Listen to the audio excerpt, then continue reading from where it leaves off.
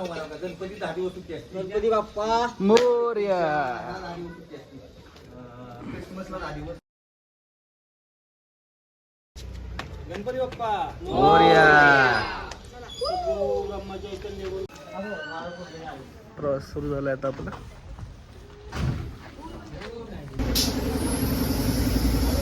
तिचं नाव आहे सह्याद्री आणि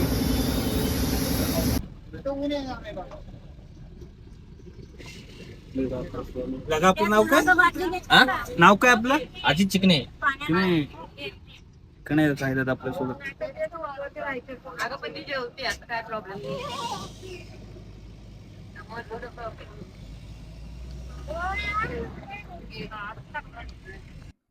साताऱ्यातून आपण आज जाणार आहे पहिल्यांदा श्री कृष्णेश्वर धाम आणि त्यानंतर आपण जाणार आहे मध्य प्रदेशमध्ये असणाऱ्या सिहोर.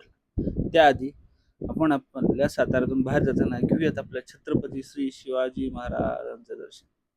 महाराजांचं दर्शन घेऊन आपण आता प्रवासाला सुरुवात करतोय.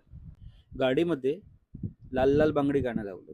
जर हे लावलं असतं तर युट्यूबनं मला नक्कीच लाल काटा टोचावला असतं. त्यामुळं मी काय म्युझिक लावलंच नाही. जे आहे पोरं अशीच नाचतायत असं समजून बघा. आणि यो आमचा मल्हार नुसताच बघतो लावून, नाचायला इंटरेस्ट नाही. परत आमची सह्याद्री जोरजोरात नाचायला लागली. कुठलं गाणं असेल तर गुलाबी साडी. सगळं झाल्यानंतर आम्ही आपल्या एका शांत ठिकाणी जेवणाचा बेत करूयात म्हणून थांबलो. जेवणाच्या बेतमध्ये आज सगळ्यांनी वेगवेगळे पदार्थ आणले होते. बघूयात. कोथिंबीरची वडी, मटकीची भाजी, कोबीची भाजी, दही, शेंगदाणा. जेवल्यानंतर डायरेक्ट आपण पोहोचलो आता छत्रपती संभाजीनगर. जेवल्यानंतर जेड उलका घेतलाय. थेट आता आपण तिथे उतरलो. जरा चहा पाण्यासाठी थांबलो. चहा पाणी घेऊ आणि मग परत कृष्णेश्वर आणि कृष्णेश्वर पासून सिहोर. चला.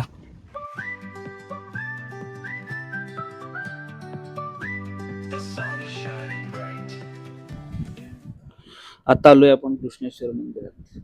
कृष्णेश्वर मंदिरात सुट्ट्यांमुळे बरीच गर्दी आहे. त्यामुळे तुम्ही जर इथे येणार असाल तर संध्याकाळी किंवा लवकर सकाळी या. त्यामुळे तुम्हाला लाईनमध्ये लवकर दर्शन होईल. घृष्मा नावाच्या शिवभक्त स्त्रीच्या भक्तीमुळे भगवान शिव येथे प्रकट झाले आणि त्यांच्या विनंतीवरूनच येथे कायम वास्तव्य केले.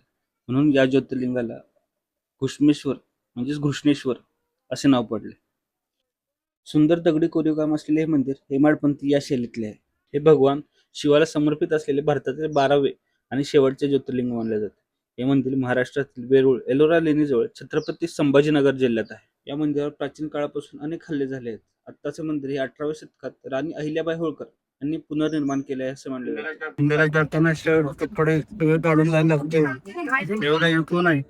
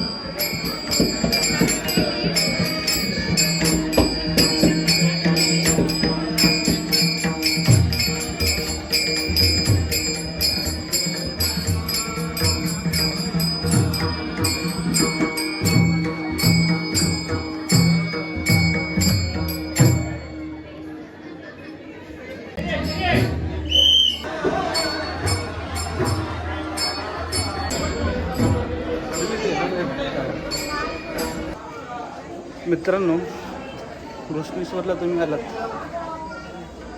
माणसं नेहमीप्रमाणे लाईनीत जातात, इज्जत येत, लेडीज घरीत एकमेकांच्या अंगावर पडून दर्शन घ्यायचं त्यांना. तसे इथं नियोजन आहेत, माणसं आहेत, सगळे ते रडत आहेत.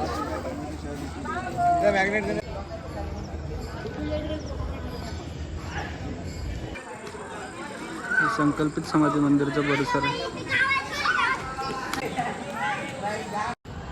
ते संकल्पित समाधी मंदिराच्या समोरच सिद्धेश्वर महादेव मंदिर आहे. त्या मंदिर पण एक नंबर आहे.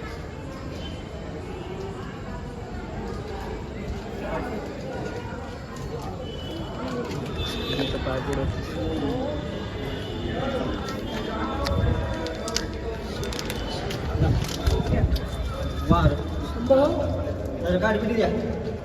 कृष्णेश्वरचं दर्शन घेऊन आपण आता बाहेर पडलो.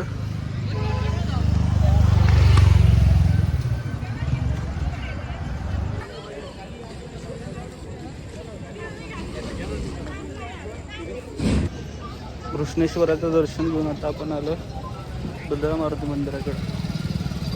मंदिराची पौराणिक कथा असे मानले जाते की प्राचीन काळी भद्रासन राजा भगवान रामाचे भजन करत होता. त्याचे भजन ऐकून हनुमानजी प्रसन्न झाले आणि त्यांनी बहुसमाधी अवस्थेत म्हणजे झोपलेल्या मुद्रेत येथे प्रकट झाले. राजाच्या विनंतीवरून त्यांनी येथेच वास्तव्य केले, म्हणून या ठिकाणी याला भद्रा मारुती असे नाव पडले. मंदिराच्या उजव्या बाजूलाच श्री शनेश्वर महाराजांचं मंदिर आहे.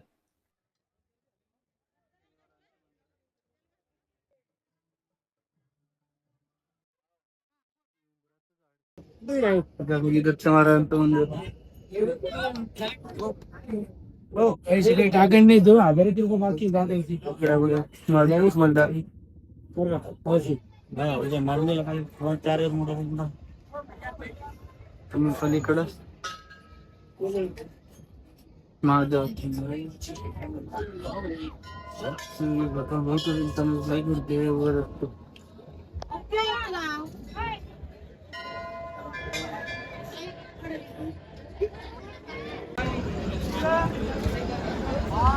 पेढ्या द्यायची पद्धत बघा.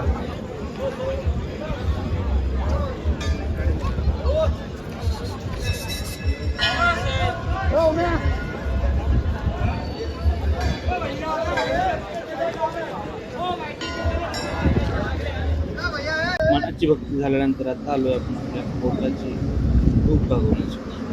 कधी संभाजीनगरला आला इथलं Sai hotel Sai pure veg नक्की ट्राय करा.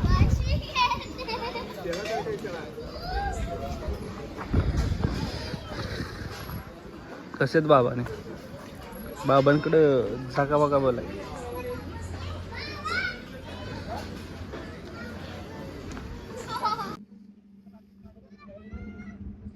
मित्रांनो प्रवास करा, एवढंच सांगेन, बाकी जास्त काय सांगणार नाही. चला भेटूया मग नेक्स्ट ब्लॉग मध्ये. आणि हा ब्लॉग तुम्हाला कसा वाटला मला नक्की कमेंट सेक्शन मध्ये सांगा.